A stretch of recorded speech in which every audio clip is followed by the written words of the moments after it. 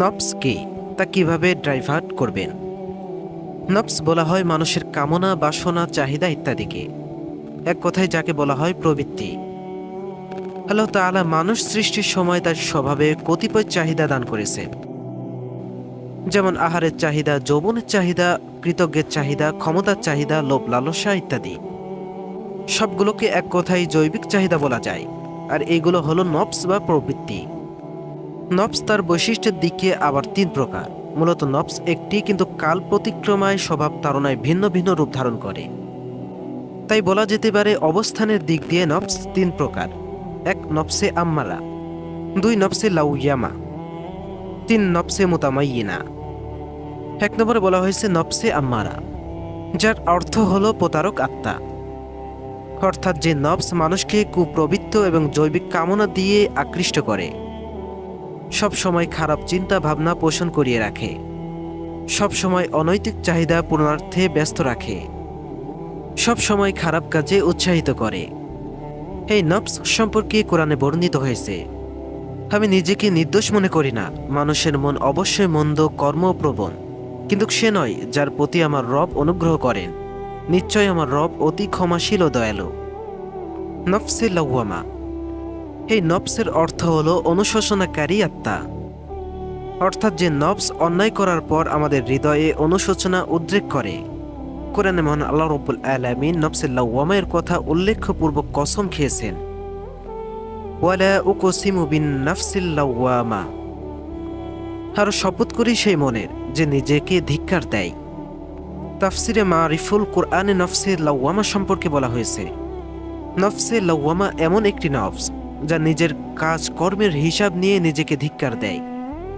অর্থাৎ কৃত গুনাহ অথবা ওয়াজিব কর্মের ত্রুটির কারণে নিজেকে ভর্ৎসনা করে। সৎকর্ম সম্পর্কেও নিজেকে এই বলে তিরস্কার করে, আরও বেশি সৎ কাজ সম্পাদন করে উচ্চ মর্যাদা লাভ করলে না কেন। হযরত হাসান বসরি রহমতুল্লাহ আলাইহি নফসে লাওয়ামা এর তাফসির করেছেন নফসে মুমিনা। তিনি বলেন, আল্লাহর কসম, মুমিন তো নিজেকে সর্বদা সর্বস্থায়ী ধিক্কার দেয়। সৎকর্মসমূহেও আপন কর্মে অভাব ও ত্রুটি অনুভব করে, কেননা আল্লাহর হক পুরোপুরি আদায় করা সাধ্যাতীত ব্যাপার।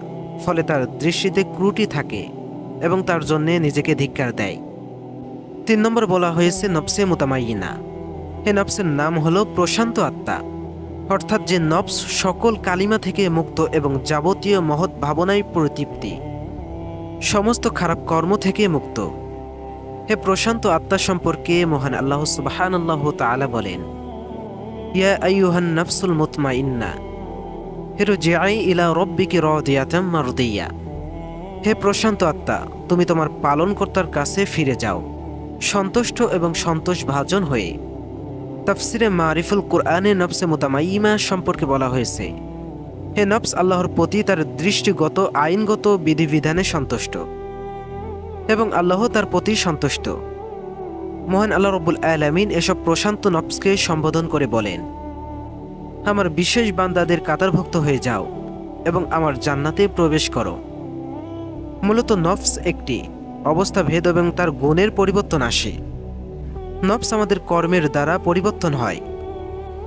যদি তা লাগামহীন হয়ে যায় তখন তা আম্মারায় পরিণত হয়, কিন্তু যখন নফসে লাগাম পরানো হয়, তার গোলামি পরিত্যাগ করা হয়, তখন ধীরে ধীরে তা মুতাআত্তিমা পরিণত হয়। এই জন্যই বলা হয় নফসে আম্মারা প্রায় সকলের মধ্যেই বিদ্যমান। তাই আমাদের সর্বপ্রথম কাজ হচ্ছে নফসে আম্মারাকে নফসে মুতামাইয়িমা ডাইভার্ট করা, যাতে নফসের গোলামি থেকে রক্ষা পাওয়া যায় এবং তার প্রচলন থেকে নিজেকে দূরে রাখা যায়।